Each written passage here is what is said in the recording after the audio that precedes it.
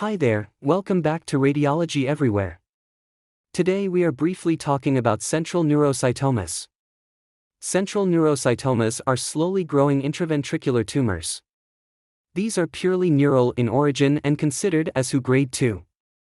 But they may rarely arise outside of the ventricular system. These are frequently misinterpreted as subependymal oligodendrogliomas. They are clinically present with symptoms of increased intracranial pressure, headaches, or seizures.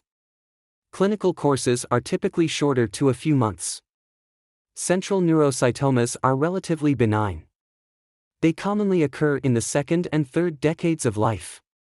They commonly arise from the septum pellucidum and occupy the frontal horns and bodies of the lateral ventricles. They may be extended through the foramen of Monro. When considering imaging, CT shows hyperattenuated masses with calcifications and small cysts. MRI shows a mixed signal intensity mass with septate cysts. The lesions are heterogeneously enhanced. Calcifications are seen as susceptibility artifacts. Hemorrhages are common. DWI shows diffusion restriction in the solid component. MRI spectroscopy may have a strong choline peak. Obstructive hydrocephalus is common.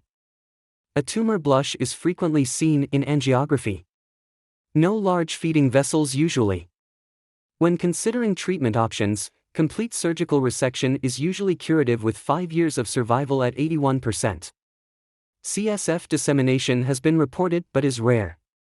Today we discussed central neurocytomas. If you liked the video, like it, comment, subscribe to the channel, and share with your friends. Until see you in the next video, see you soon. Bye.